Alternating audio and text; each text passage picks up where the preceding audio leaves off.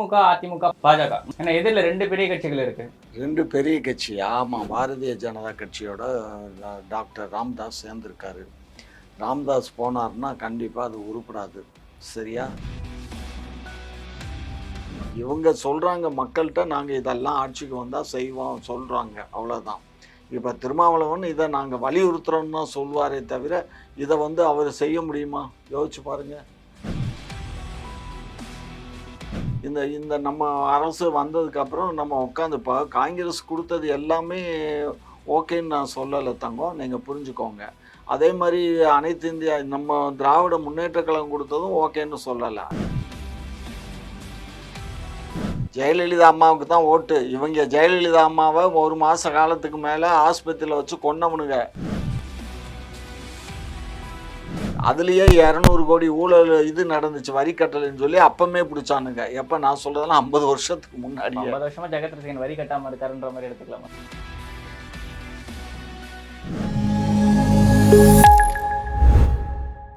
நாதஸ்மரிய நேயர்களுக்கு வணக்கம். இன்று நம்மோடு இணைந்திருப்பவர் தமிழ்நாடு நாயுடு பேரவையின் தலைவரும் திமுகவின் முன்னோடியுமான முனைவர் கோமாட்சி அவர்கள். வணக்கம் சார். வணக்கம் சார். இப்போ இந்த தேர்தலில் பார்த்தீங்கன்னா திமுக, அதிமுக, பாஜக மாற்றி மாற்றி குற்றம் சாட்டிகிட்டே இருக்காங்க. இதுல திமுக ஒரு பக்கம் பின்னடைவு ஏற்படுற மாதிரி இல்லையா? ஏன்னா எதிரில 2 பெரிய கட்சிகள் இருக்கு. 2 பெரிய கட்சி. ஆமாம், நேஷனல் கட்சி ஒரு கட்சி இருக்கு, ஒரு மாநில கட்சி இருக்கு. 2மே பெரிய கட்சி தான். ஏன்னா முன்னாள் ஆண்ட கட்சி மாநிலத்தை, இன்னொரு கட்சி இந்தியாவை ஆண்டுகிட்டு இருக்க கட்சி. அது பெரிய கட்சினா வெளியில் இருக்கும். பாரதிய ஜனதா கட்சியை பொறுத்த மட்டிலும் வட மாநிலங்களில் வேணால் அது இருக்கலாம், தென் மாநிலங்களில் அதுக்கு எந்த மரியாதையும் கிடையாது. தமிழகத்தை பொறுத்த மட்டிலும் திராவிட முன்னேற்ற கழகமும் அனைத்து இந்திய அண்ணா திராவிட முன்னேற்ற கழகம் தான். எங்கள் 2 பேர்த்துக்கு தான் போட்டி. சரிங்க. 2வது அவர் பாரதிய ஜனதா கட்சியோட டாக்டர் ராம்தாஸ் சேர்ந்திருக்காரு. ராம்தாஸ் போனார்னா கண்டிப்பாக அது உருப்படாது. சரியா? ஆகையினால பயப்படவே வேண்டாம். அவங்க நோட்டாவுக்கு கீழே ஓட்டு வாங்குவாங்க, கவலையை விடுங்க. இது அதிமுகவை பொறுத்த மட்டும் ஏற்கனவே பல கூறுகளாக பிரிஞ்சு ஓடி போயிடுச்சு. போனாலும் இப்போ அதில் டிடிவி தனியாக நிற்கிறாரு, ஓபிஎஸ் தனியாக நிற்கிறாரு. அந்த அம்மா ஒன்றும் மூச்சு விடாமல் அந்த அம்மா தனியாக இருக்குது. ஸோ இப்போ எடப்பாடி கிட்ட கேண்டிடேட்டே கிடைக்கல. அவர் தேர்தலில் நிற்பதற்கு எனக்கு தெரியும் ஒரு 14-15 தொகுதிகளில் நிற்பதற்கே ஆள் கிடைக்காம யாரெல்லாம் கூப்பிட்டாங்க வச்சாங்கங்கிறது தெரியும். 2வது நீங்கள்லாம் பணம் செலவு பண்ண ரெடியாக இருந்தால் வாங்க, நான் சீட்டு தரேன்னு கூப்பிட்டாரு. ஸோ அந்த அளவுக்கு தான் அங்கேயும் இருக்குது. ஏன்னா சட்டமன்ற தொகுதினா ஓரளவுக்கு அங்கே கிடைக்கும் அவருக்கு. நாடாளுமன்ற தொகுதிங்கிறதுனால யாரும் வரல. ஸோ அதனால் அவங்க எங்களுக்கு எதிரிங்கிறதே இல்லை. 2 கட்சியும் எங்களுக்கு எதிரி இல்லை. நாங்கள் தனித்து விடப்பட்ட ஒரு மோனோப்புலியான திராவிட முன்னேற்ற கழகமும் எங்களுடைய கூட்டணிங்கிறது எங்கள் கூட்டணி பலம் ரொம்ப அதிகமான பலம். சரிங்களா? எங்கள் கூட்டணி பலத்தில் நாங்கள் 40 தொகுதியிலும் இன்க்ளூடிங் பாண்டிச்சேரி நாங்கள் வெற்றி பெறுவோம். இதில் எந்த மாற்று கருத்தும் இல்லை. இந்த கூட்டணி தான் பெரிய விஷயமாக இருக்குது. ஏன் அப்படின்னு பார்த்தீங்கன்னா, இவர் சிதம்பரத்தில் திருமாவளவன் நிற்கிறாரு. ஆனால் அவர் நேற்று கொடுத்த அந்த தேர்தல் அறிக்கையில் என்ன இருக்குன்னு பார்த்தீங்கன்னா, இந்த உயர் சாதியினர்கள் கொடுக்கப்பட்ட அந்த இடஒதுக்கீட்டை ரத்து பண்ணணும் அப்படின்னு சொல்லிட்டு போட்டிருக்காங்க. காங்கிரஸ் கொடுத்த அந்த தேர்தல் அறிக்கையுமே பார்த்தீங்கன்னா, இடபிள்யூஎஸ் பார்த்தீங்கன்னா எல்லாருக்குமே எல்லா ஜாதிகளுக்கும் கொண்டு வருவேன், எஸ்சி எஸ்டி ஓபிசிக்கும் கொண்டு வரேன் அப்படின்னு சொல்லிட்டு சொல்லியிருந்தாங்க. இது பார்த்தீங்கன்னா உயர் ஜாதியில் இருக்கிறவங்களுக்கு பார்த்தீங்கன்னா ஒரு மன சுணக்கத்தை ஏற்படுத்தாதா? இன்னும் இவங்க எல்லாருமே சேர்ந்து நம்மளை திருப்பி டார்கெட் பண்ணுற மாதிரி இருக்குது. ஒரு 10% பாஜக கொடுத்துச்சு, ஆனால் இவங்க வந்தாங்கன்னா திருப்பி நம்மளுக்கு கீழே தள்ளிடுவாங்க போலியன்ற மாதிரி ஒரு மனப்பான்மை ஏற்படுத்தாதா? அந்த பயம்ன்றது பாஜகவுக்கும் அதிமுக சாதகமாக போகும். நீங்கள் ஒரு விஷயம் புரிஞ்சுக்கோங்க. அவர் கொடுத்தது ஒரு மாநிலத்தில் 2 தொகுதியில் நிற்கிறாரு. மாநிலத்தில் 2 தொகுதியில் நிற்கிறாரு. அவர் தேர்தல் அறிக்கையை தனியாக கொடுத்துருக்காரு. அப்படி அவர் கொடுத்த தேர்தல் அறிக்கையை இம்ப்ளிமெண்ட் பண்ணணுன்னா யார் ஆட்சி இந்தியா கூட்டணியில் ஜெயிச்சு யார் பிரதமராக வர்றாங்களோ அவங்க எல்லாம் சேர்ந்து தான் அதை பண்ணணும். இவருடைய குரல் ஒரு காமன் மினிமம் ப்ரோக்ராம்னு ஒன்று ஃபிட் பண்ணுவோம். எங்கள் இந்தியா கூட்டணி வெற்றி பெற்று வந்த உடனே யார் பிரதமருங்கிறத தேர்ந்து செஞ்சுட்டு இப்படி தான் இருக்கணும் அப்படின்னு சொல்லி மினிமமாக ஒரு அஜெண்டா ஃபார்ம் பண்ணி அந்த அஜெண்டா படி தான் அந்த நகர்ந்துக்கிட்டு இருக்கோம் அந்த அரசு. அப்படி இருக்கும்போது இந்த மாதிரி எல்லாம் இப்போ அவங்க ஒரு தேர்தல் அறிக்கை கொடுத்துருக்காங்க, நம்ம திமுக ஒரு தேர்தல் அறிக்கை கொடுத்துருக்கு, காங்கிரஸ் ஒன்று கொடுத்துருக்கு, கன்சால்டேட் பண்ணணும் மம்தா ஒன்று கொடுக்குறாங்க, கம்யூனிஸ்ட் ஒன்று கொடுக்குறாங்க. இதெல்லாம் சேர்த்து கன்சால்டேட் பண்ணி எது எது வயபிள் இருக்கோ எது எது வயபிள் இல்லைங்கிறதெல்லாம் செக் பண்ணி அதுக்கப்புறம் தான் வந்து அந்த காமன் மினிமம் ப்ரோக்ராம் இருக்கு இல்லையா, அதில் சேர்த்து கொள்ளப்படும்.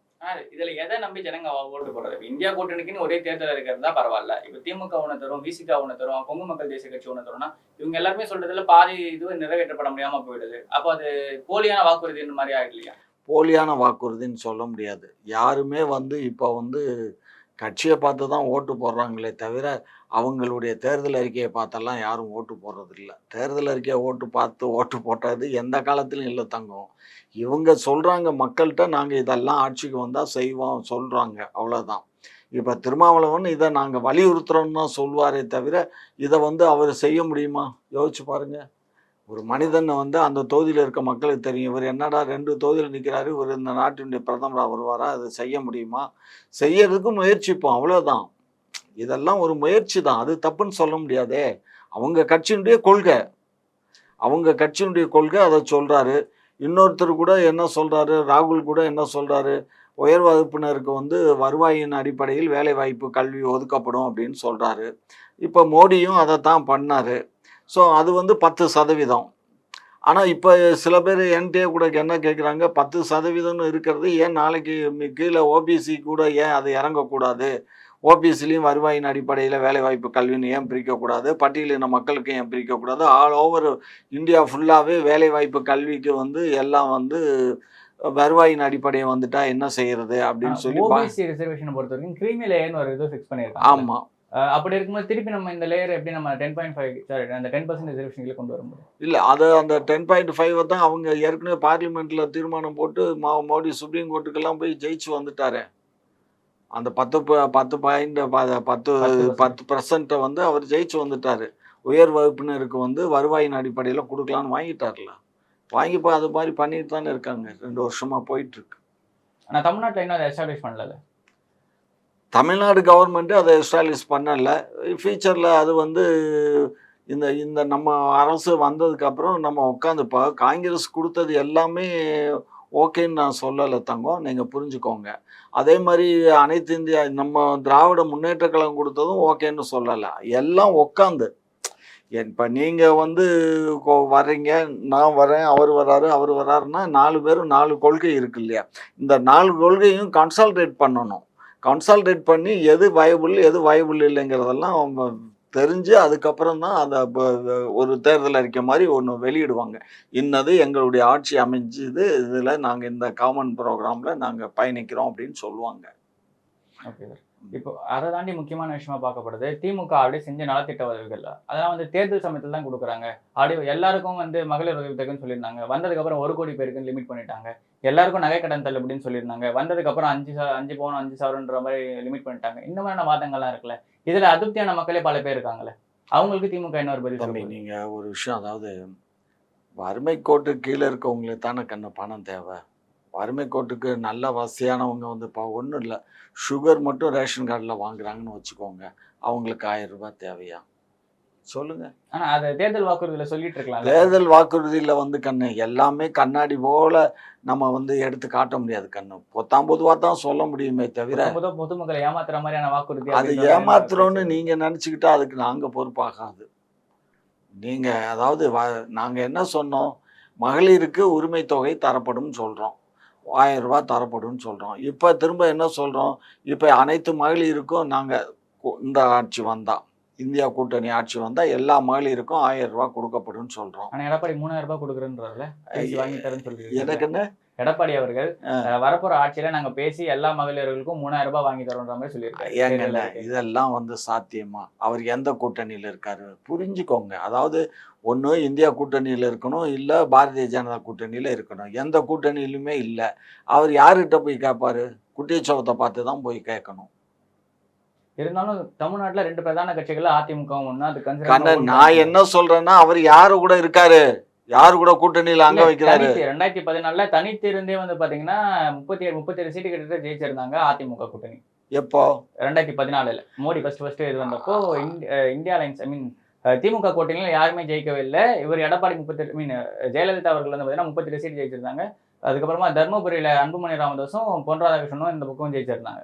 அப்படி இருக்கும்போது ஜெயிக்கவே முடியாத கூட்டணின்னா பரவாயில்ல, பாஜகவோட கூட்டணி வைக்காம தனித்து அதிமுக தம்பி தம்பி ஜெயிச்சிருக்கல. தம்பி தம்பி அன்றைக்கு எந்த ஆளுமை இருந்தது? ஆளுமை யாரு?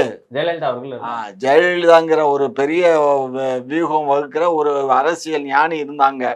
அந்த அம்மாவுக்கு தான் ஓட்டு. ஜெயலலிதா அம்மாவுக்கு தான் ஓட்டு. இவங்க ஜெயலலிதா அம்மாவை 1 மாச காலத்துக்கு மேல ஆஸ்பத்திரியில வச்சு கொன்னவனுங்க. சரியா? அதனால எப்படி போடுவாங்க மக்கள் வாக்கு? கண்ணே, ஜெயலலிதாவுக்கு மேல இருந்த நம்பிக்கை, அந்த அம்மாவுக்கு இருந்த செல்வாக்குல வந்ததுதான் அந்த சீட்டு.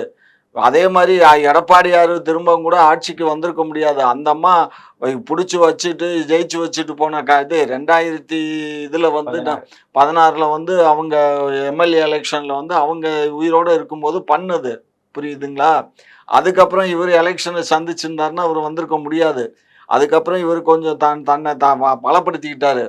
பலப்படுத்திக்கிட்டதுனால தான் கொஞ்சம் அந்த பை எலெக்ஷன்களில் ஜெயிக்க முடிஞ்சது.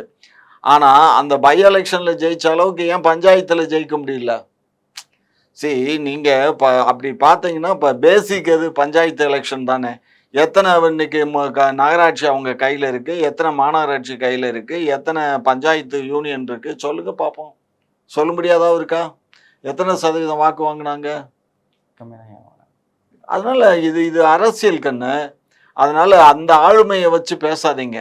ஆனா இந்த ஏற்ற இறக்கம் 2 கட்சிகளுக்கும் வந்திருக்கல. திமுகவுமே அந்த மாதிரி ஒரு நிலைமைக்கு போயிருக்கு. அதுக்கப்புறம் திருப்பி மேல வந்திருக்கு, ஜெயிச்சிருக்கு, ஆட்சி பிடிச்சிருக்கு. கண்ணு நாங்க வந்து ப்ரூவ் பண்ணிட்டோம் கண்ணு. இப்ப எங்களுக்கு வந்து எங்களுடைய தலைவர் மறைவுக்கு பின்னாடி இப்ப நாங்க ஆட்சி அமைச்சிருக்கோம். புரிஞ்சுக்கோங்க.